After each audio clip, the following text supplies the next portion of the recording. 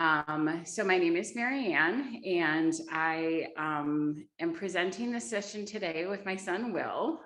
He is a sibling of a sick kid, Faith. And I'll tell you kind of how we first realized siblings were just as big of a deal as the sick kid. Hold on, let me just... my son was probably 15 years old, and we started having some issues with him passing out. Didn't really know why, but every time he came to see Faith at the hospital, he felt dizzy. Every time she got sick, he would get really dizzy. And finally, we realized that he probably needed to talk to somebody, where he was diagnosed with PTSD, and all around her health care, all about her diagnosis. And we started to get him some help. And from that, I've done a ton of research on helping the siblings of sick kids, because I think they're often the, like, he's fine, he's healthy, it's not as important. But just like with the families and parents, it can affect their health as much as it can the parents, if not more, I think. So today, the information that we're presenting to you comes from the Nemours Children's Hospital. They have a special, like an entire division for siblings of children with chronic illness. And it's very good. And we're going to go through that today and talk a little bit about what that looks like, and then a little bit about kind of our own experiences that we've had here with Will and Faith. So I'm going to share my screen. All right. Is it right? Is it there? Okay. Faith had to teach me, my daughter had to teach me how to do this because I'm not very good at it. So, okay. So this is the presentation on sibling support. Okay. So the big thing is not understanding like what is and is not normal for these siblings. It's stuff I didn't even think about, but it's like the elephant in the room. As parents of sick kids, of course, you're worried that your kid's going to die, but it isn't something you often want to discuss, because it's like you don't even want to put those words out there. But I think it's really important for us as parents to know it's really normal for the siblings to be worried their sibling will die. I remember once, so we've had some pretty big scares with Faith. Sepsis, a few times she wasn't responding to treatment a couple times. And there were some times that we were pretty scared she wasn't gonna be with us, but I didn't ever put those words in front of Will. And I never told him that she was gonna die. And then one day we were in seeing the therapist that we see, who sees only families of chronically ill children. And he put into words that, he didn't realize that he was always worried that she was going to die. And so I remember thinking, oh, that's so terrible, but it's also very normal that that's something they're worried about. Colin, can you admit that person? I can't, for some reason. It's not letting me. There's somebody in there. Thank you. It's also, this was a big one for our family. Faith mostly in school, because she, her friends at school used to say, are they going to catch her disease? It's funny now, if you talk to her, what was the most frustrating thing about her growing up, she will tell you it's that people thought she could catch her disease. And I spoke with a newly diagnosed cancer family last week, and she said to me, she's like, I heard you're good with the sibling stuff because my older son, her 2-year-old was diagnosed with a type of cancer, and her older son is 7 and he's been a mess. And she's like, we just don't know what to do. And so when I went over this presentation with her, turns out he was actually fearful that he was going to catch the cancer too. So I think that like understanding that that's something they think about is probably pretty important. This was big in our house with Will, that the siblings feel guilty because they're healthy. There's the whole, why didn't this happen to me? Why do I get to live a normal life? And my sister is always sick. And almost like, I remember he came home from, he went to a football game with his dad and his grandfather, and he was really excited about something that happened. And I asked him about it. He wasn't like acting very excited. And Faith had just gotten discharged from the hospital. So I went in his room and I'm like, did something bad happen? You're acting kind of weird. And he's like, well, no, but I don't want Faith to know I had all this fun without her. So, and I think that's a really normal thing for siblings to feel like they shouldn't be having fun. Will, if there's anything you want to jump in with at any time, just feel free. Okay. Oh, I think I just went backwards. Okay.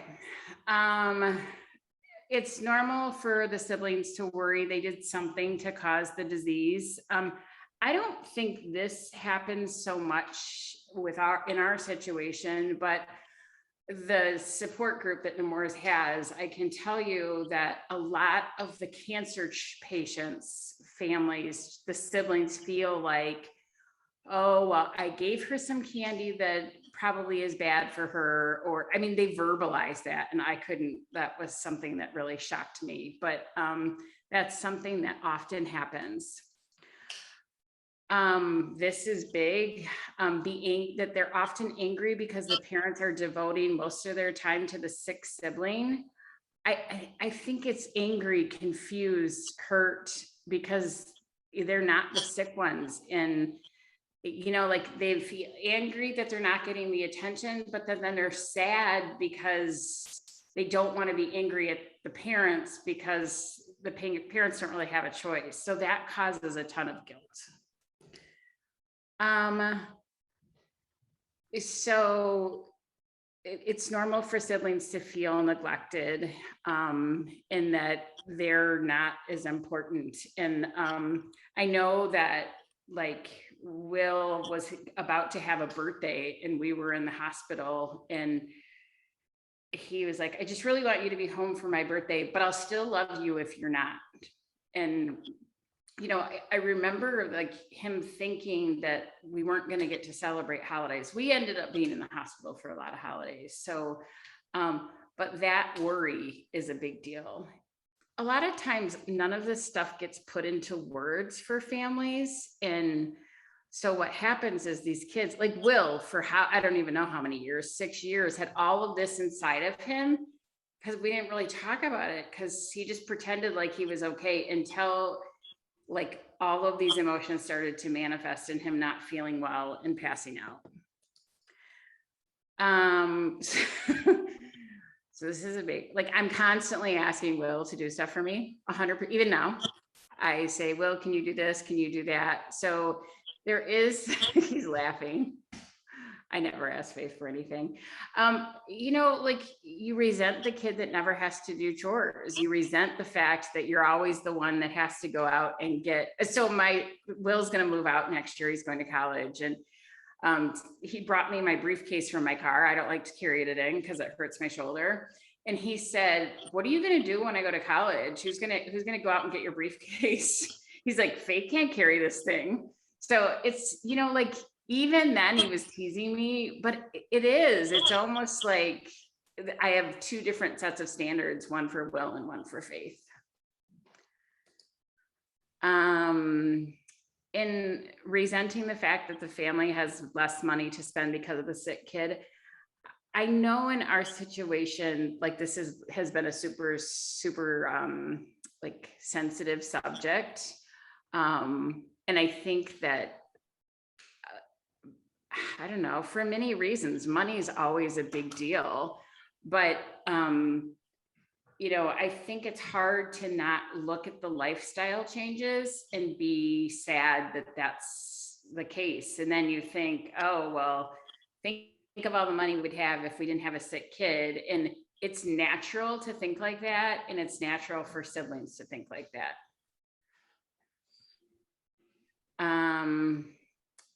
So, and being nostalgic for the past.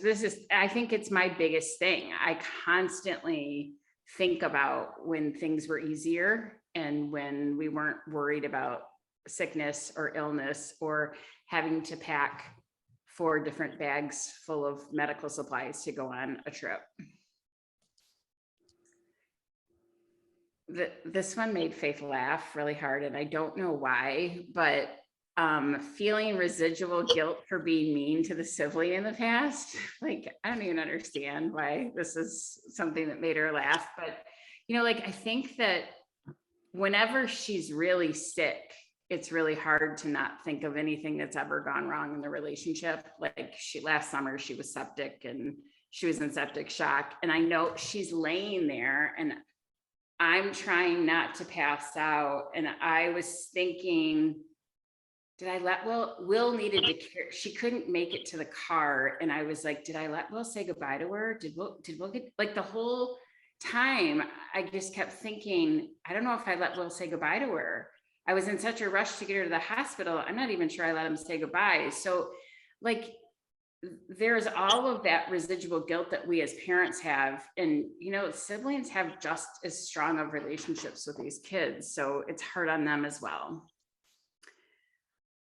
And this is the number one thing. And I think this is what rules our world and rules the worlds of unhealthy families with sick kids, is this generalized worry that you have. Because, like, I can tell you, Will has said to me on more than one occasion about, well, do you think she'll be able to take care of herself, or will I be taking care of her? I mean, I need to make enough money in case I need to take care of her. And I think that in a healthy, like, I never ever in a million years considered taking care of my sibling, like my brother, like, no way, I didn't think of that. And then my father had a younger child who was 10 years younger than me, and I didn't even think of that with him. So I think there is that thought with siblings of sick kids that they're going to have to someday take care of that sibling, and that is something that causes a lot of anxiety. Okay, so here's the deal. The research that the No More's Hospital has done is telling us that these children suffer most often from depression, anxiety, and like mental illness of a list. One of them was PTSD. One of them was generalized anxiety disorder. So all of the things that are around that. And the thing is we found an avenue to get help for Will. There's this amazing physician that only deals with sick kids. She was seeing Faith. We started telling her some of the issues Will was having. She said, bring him in. This is all related to this one illness. But I think that if you start to see withdrawal from fun things, any kind of changes in behavior, it changes in the way they're acting towards you, changes in the way they're acting towards school. It's making sure that they have a place to process all the emotions they're having. We have a sibling camp here at camp, which I think is a phenomenal place for that. We do sibling support groups. It's just really making sure they have a place that they can talk. Okay, so even if you don't see any signs that, like obvious signs that they're not doing well, it's really being able to look for changes in their behavior.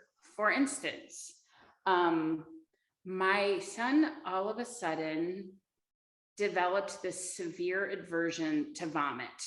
Like, we couldn't say the word vomit in front of him. There was nothing about vomit. And it made no sense to me. I was like, it's totally irrational. So I told our psychiatrist this. I was like, well, he's so irrational. I mean, it's just ridiculous. And she said, you mean the one thing, because when Faith is chronically dehydrated, so if she vomits, she ends up in the hospital. So the one thing that 100% of the time puts his sister in the hospital is something he's afraid of. He's like, she said, you can't see the concrete reason why he's afraid of vomit. And of course, like, as a mom, like, I didn't register. Like, I didn't even think that. I just thought, well, he's being irrational. So it was that all of a sudden, his huge fear of vomit, that that was a sign I could have picked up on that I just totally missed. And it meant he was really struggling. I can say the word in front of him now, as you know, because he's here. Okay, so there's things you can do. And it really, I mean, the conversation that you can have with your kids about all of the things they're experiencing, but there's strategies. And that is like, I want everybody to leave these sessions today with strategies on how to make their lives better with these kids, not just, oh my gosh, I didn't even realize my healthy child is suffering with all these things. But there are things you can do today that will make things easier for the sibling. Will, is there anything you want to cover that I haven't talked about already from that beginning part? Not from the beginning part. I have strategies though. Right, yeah. So the first strategy is looking forward. So one of the big things you stop doing when you have a sick kid is making plans. Because you always have to cancel plans. And I think it felt like, to me, it made it worse to cancel plans than to not make them at all. So I quit making plans for my kids. Well, come to find out, that's one of the worst things you can do, that they need to have things to look forward to. And even healthy, regular, normal families have to cancel plans sometimes. So the big thing is working with your kids on looking forward. So where before I would have never discussed college with my daughter, I would have never discussed where she's going to move, what she wants to do, because those things were all too scary for me. Whoops, I messed up. Sorry. We'll still talk about looking forward because I can't take it backwards. We learned that it's the best thing to do for them is to teach them that you want to look forward. So we started to make plans. Now, my rule now is there's one plan for the current week, there's one plan for the current month, and there's one plan coming up. Now, my kids didn't know this until today. Faith's within earshot of me and Will is can hear me, but that's my strategy. So like, it might be as simple as I'm making Faith salmon for dinner this weekend because it's her favorite meal. It might be we're going to apple picking this month. It might be we're going to try to get to Chicago next month. And what that does is it stops the children from fixating on the illness and gives them something to look forward to. And there were times when we were not able to travel. The beginning of the pandemic, there's no way I would even drive them to Chicago. So it doesn't always have to be like big things. Like for us, Faith likes to make Christmas houses. What are those called? Gingerbread houses. So like putting that in the schedule, making sure she has a schedule, making sure Will has a schedule of things he wants to do, and making sure that they have things to look forward to. So your whole life isn't revolving around the illness. Okay, keeping the communication lines open. Super, super important. And Will has a strategy that we started in our house that he's going to tell you about. My name is Will Falzon. Just for the recording. The strategy that I use at night for keeping the lines of communication open is mainly just speaking to my mother each and every night of what like we're doing tomorrow, what's the plan. I'm 18, so I have my license, so things have been a bit easier. But hearing her plan and then I can judge my plan helps a lot. And overall, talking about what happened in the day keeps some form of consistency throughout the days, and it's very good. Consistency is good. Yeah. So I remember like thinking it was strange that he wanted to check in with me every night. That's not how I think. Like it's funny because I would think of myself as a great communicator, but in my personal life, I'm not. I don't like to communicate. I feel like I'm overwhelmed. And if I have to explain that to people, it makes it even more difficult. But Will has started, I would say 5 years ago, coming into my room every night, and he checks in and he'll say to me, so if something upset him that night or that day, he'll say, what was up with Faith with this? Are you worried about the fact that she didn't eat all day, or what are you doing about that? So he knows it's a set, consistent schedule to talk. And was it Dr. Chris that suggested this, Will? Yes. So their therapist is who suggested that. I had no idea that this was something I don't go to therapy with them most of the time. So I had no idea this was something they were doing, but all of a sudden Will's anxiety got better. And it isn't like he comes in my room and unloads on me. He comes in and discusses good things that happened, things he's worried about, things he thinks we needs to plan out. And the thing is it happens every single night. And I think that that's the key. When I met with the people from Nemours about the sibling groups that they do to try to get more information so we can do them here at North Star Reach, they said the number one thing that parents can do with these siblings is keep the communication lines open. Now, I can tell you it's hard when she's in the hospital because it isn't the same. Like, I don't want to talk to her on the phone when she's there, but we make sure, even if she's in the hospital, I FaceTime him so I can see his face, because it's those touch points that make such a big difference. The other thing that Dr. Chris has suggested to us is making sure the siblings are able to talk. And I have kids that adore each other, and I know that's not always the case with families, but I think that it's okay for, like, they joke around about Faith and her disability. And I think that, like, where I would never make some of those comments, I think they're teenagers and they have a funny relationship about it. And they're not afraid to talk about it together. And I think that is really healthy. Of all of the things that they say to do to make sure the siblings do okay, I really do think the communication is one of the biggest things. Okay, so when I first was introduced to these strategies, my big thing I say all the time is this is not normal. We are not normal. Like, I say it all the time because I want it to be crystal clear that what we're doing isn't normal. Like, this isn't what every other family in America is doing. So I didn't like this. And I argued with the doctor that came up with these strategies. And I said, I don't agree with you about that. I said, no, there's nothing normal about this. And I don't want it to be normal that I have to pump fluid into my kid for her to stay alive. And she said, no, wait a second. She said, keep it normal for you. Like, what is your normal?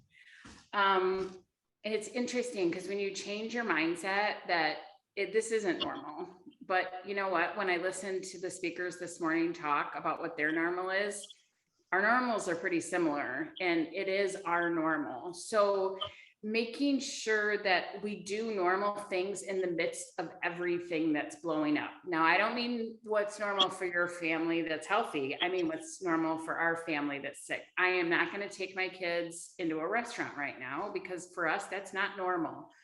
But for us, I am going to pick up their favorite meal and bring it home, and we're going to eat their favorite meal at home. So, like, keeping up with the things that are normal for your family.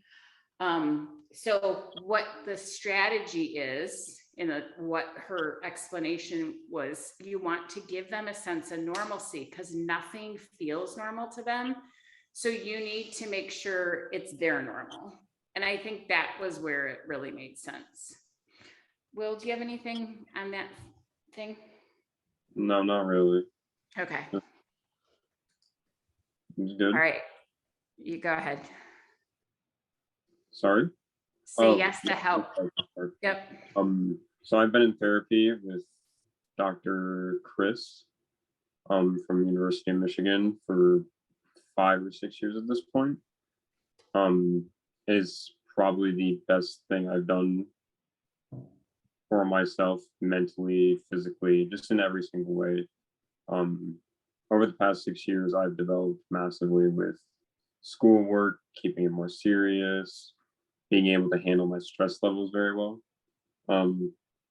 I used to panic a lot at very small things because when you have a family member, sibling that has a chronic disease, very small things can blow up. For instance, the dehydration for a normal person like me isn't a big deal. And even partial dehydration of not drinking a day can just be eat some salty crackers, drink water slowly, and compared to my sister, where that's immediately in the hospital. So this activated my anxiety to be very high all the time, and hearing words or things that I knew would cause her discomfort would send me over the edge very quickly. Therapy helped all of this massively to the point where like I'm doing really, really great now. And I can deal with all the stress and anxiety very well. And I can deal with it independently. And I feel like a lot of people think that therapy is this very big change. And it's not. You go to it once a month, once a week, depending on what works for you. And it's very what works for you. It's it is your mental health is your own thing. You own your own mental health. So it's what works for you. But therapy has been the best decision I've made in my entire life. So, Will, can you talk a little bit about your reluctance? I don't know if you remember, but your reluctance to start therapy and what you thought it was going to do. I don't remember what I thought it was going to do when I was that young now. But I remember I was very reluctant. My mom would have to bribe me with food to try to go. She would say, "Oh, we get like Frida or whatever." Like, okay. Will's a foodie. He's motivated by food, so. Yeah. I was very reluctant. I was really worried. I didn't want to like have those conversations with myself in my brain. I didn't want to have to like think about all this stress and anxiety. And it felt like I was going to a place to impose all of that and like open up to that. And in my mind, why would I want to open up all this anxiety? Like almost this like Pandora's box thing where why would I want to touch it? So, but I was very reluctant. And as for like advice to try to get your kid less reluctant, we used food, but just doing those small things first, making it very casual, just letting them understand that this is going to help, and being very reassuring about it. Listen to them and be active with them. I would have been 12 when I started therapy, and you just have to listen to them and be patient, be careful. It is mental health, so it is very serious. But that's what I would have to say. Yeah, so Will was really against medication. He was diagnosed with PTSD pretty quickly. The passing out, it was pretty severe, and he was 12, but he was very, he wanted to be in charge of his own health even then. So they wanted to medicate him, and he said no. And I respected that, and they were able to work through everything without medication. But I think the big thing is not. I remember thinking, I can't handle another sick kid. Like, is this mental illness? Is this? And the reality was, these kids of our siblings are going to suffer. Like, it is watching the person you love so much. They're going, I mean, supposedly 60% of siblings have some sort of PTSD when you have a sick sibling. And there's siblings who will live with that for the rest of their lives if they don't get help. I don't think you get completely cured from PTSD, but I can tell you, I used to constantly sleep with one ear, like to listen for Will, being afraid he was going to pass out all the time. And I don't anymore because he checks in with me and I know he's learned the strategies, A, to not pass out, B, so his PTSD doesn't get the better of him. So he's able to deal with these things on his own. I used to go to therapy with him in the beginning for the first probably say a year, Will.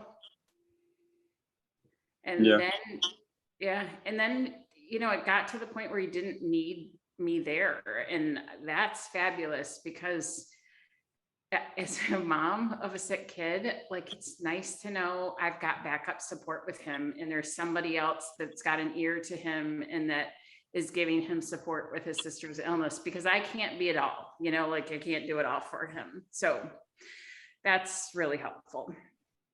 Or something else I wanted to say. Okay, so where to find help? I will be honest with you,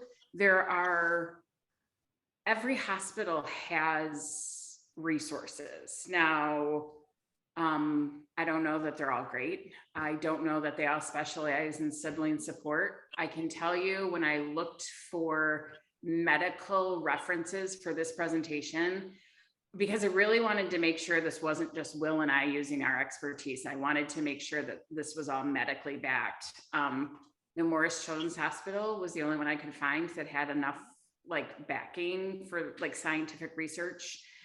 So there isn't a ton on this, but I do know that hospital systems have people they can refer you to that will help you find help for your kids. I can't tell you how helpful the support systems are, support groups, sibling camps can be. They're also very helpful. So there are places to look for help. You also can get in touch with us and we can try to find you the person in your hospital system that might be able to help you. Okay, this is our favorite one. It's okay to have fun. I remember the first time after her diagnosis, I took Will and Faith and I on a trip. And my best friend lives in Florida. We go there all the time. And well, we haven't for the last 2 years, but I packed up 4 suitcases, and I'm not exaggerating, because she has colostomy bags, feeding tubes. She was IV dependent at that time. I think she had TPN. So we had all of her stuff with us and we were getting ready to go. And the night before at midnight, Will said, "We shouldn't be doing this." And I said, "Why?" And he said, we can't think about having fun when she's still sick. And it was like somebody smacked me in the face. Like, that one comment he made to me had changed the absolute trajectory of my life, because I realized that he was thinking, we can't be happy and she's never going to get better. Like, Faith is going to be sick for the rest of her life, barring some miracle. So it's like, I realized at that point that I needed to teach him that it was okay to have fun, and that if he didn't think we could have fun, we were in big trouble. So I think that though we as parents have a lot of guilt about our children's illness and all the things we need to do to keep everything right, making sure we fit fun into the equation is super important. I need to work on this because I've been really busy lately. I probably haven't been a lot of fun. Be patient.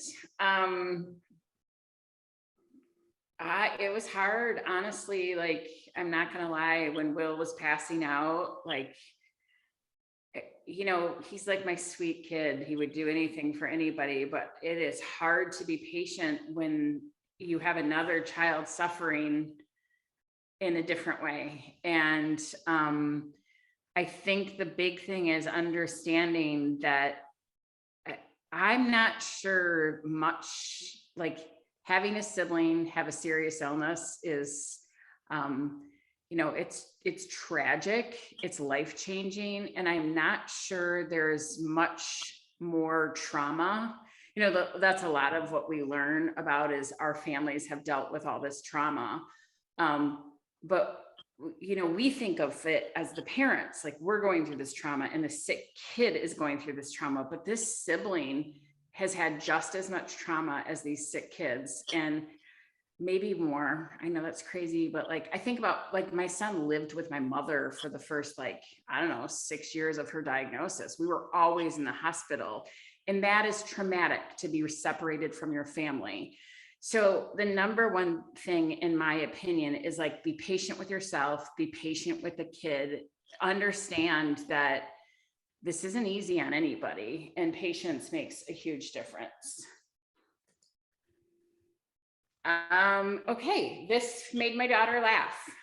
So Faith has, like, well, she doesn't have her Broviac anymore, but she has a colostomy bag and 2 different feeding tubes, and include the siblings in treatment and care. And she was helping me with this PowerPoint presentation because I'm not good at them.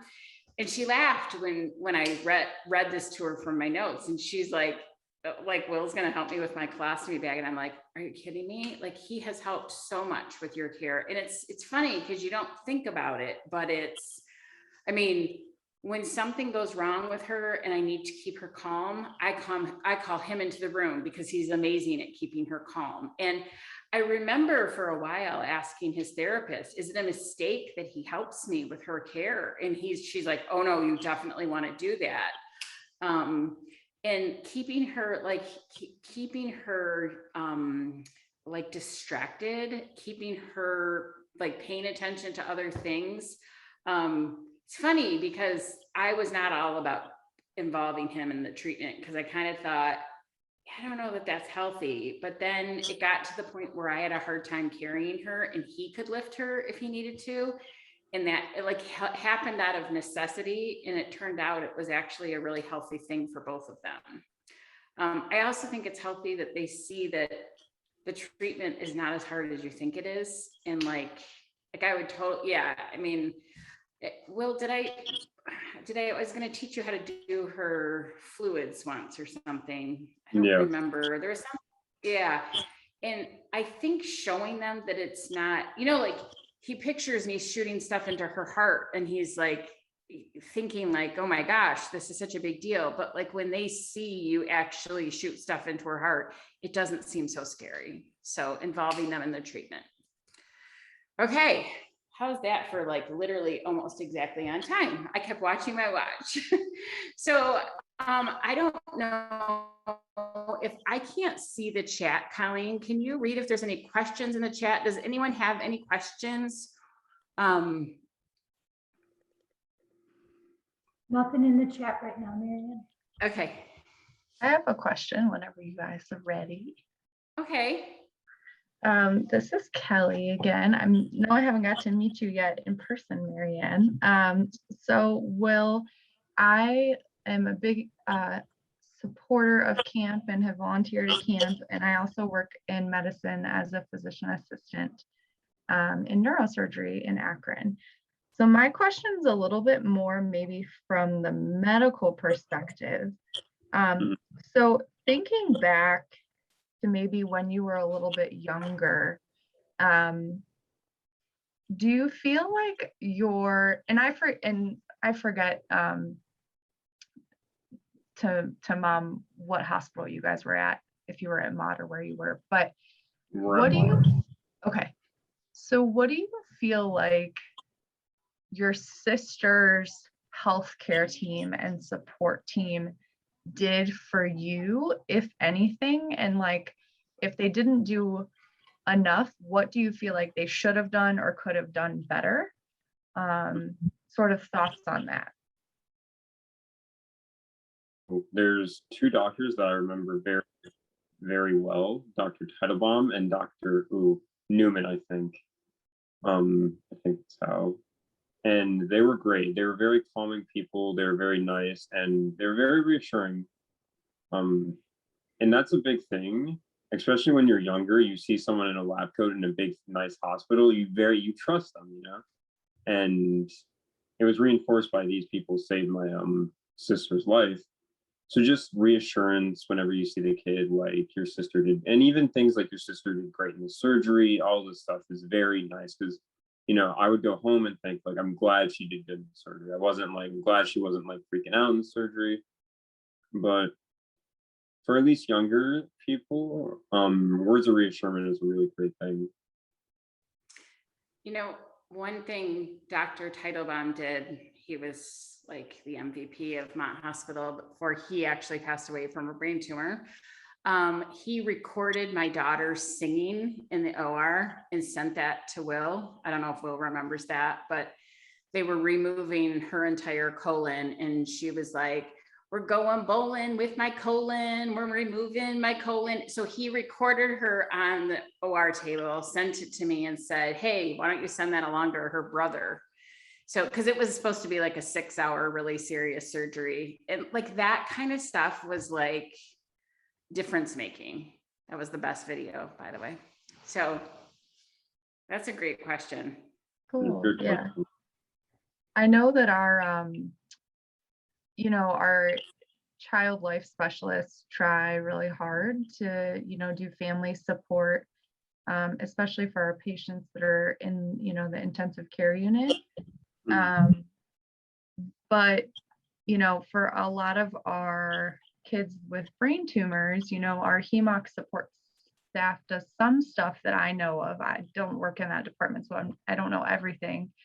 And I know we do some like school re-engagement, like for kids that are getting chemotherapy or radiation, like talking to the classroom about like, you know, what the child, how the child might look different. I really love the comment about, you know, like not getting the sickness. I wonder, we could probably all do a better job maybe explaining that to, you know, elementary kids. So I'll try and remember that. But yeah, I think, you know, the other thing is we probably don't do as good of a job outside of the emergency situation, right? It's easy to do when you have a kiddo who's really, really sick and in the hospital and in the intensive care unit to think of, you know, the family and the siblings. Yeah. But probably in the day-to-day, we probably could all do a better job, you know, making sure that the siblings are getting help. So thank you so much for sharing. Thank you for your question. Hi, Ellen. Hi, how are you? Good. I'm so glad to see your face. Yay. Aw, I know I miss you guys. We miss you. I was gonna say something too. It's not really a question, but I really appreciate you sharing the mistakes that you made because number one, it's hard to admit when you make a mistake, but that's really helpful because I think sometimes our instincts on like what to do to make things easier and better are just wrong sometimes. Like the thing about not making plans. I remember that same feeling, like not wanting to have anyone else be disappointed, not wanting to then have to explain and talk about what's going on because you had to cancel this plan. It's just like, we're just going to be under the radar. We're just going to do this, focus on this illness. And for me, it's a little bit different. As you know, it's like much more acute at times and then like pretty stable. So, but yeah, that really resonated with me. And just thank you both for being able to share those things that you learned from that maybe weren't the best idea at the time. And then Will, I just really appreciate you sharing, you know, your nervousness about therapy. And as someone who works in mental health, I think that those fears and anxieties are pretty universal. And there's adults who say the exact same thing about going there because it is super scary. And why, you're right, it's human nature. Why would I want to go to that scary place and bring up all those scary feelings? So it's just really brave of you to do that. And I think like your story could help so many young people that, you know, are struggling with their own mental health and afraid to take that step that they need to take and don't want to listen to their parents who really want them to do it. So I just want to thank you both for being so open and sharing, and it really helps to hear. Thank you. I'm so glad to see your face today. So All right, well, if there's no more questions or comments, it's time for us. We have a little break before the 2:00 sessions. Will, you're a rock star. Thanks for agreeing to do this with me. I appreciate you and love you. And I will see the rest of you soon. So thank you so much for being here.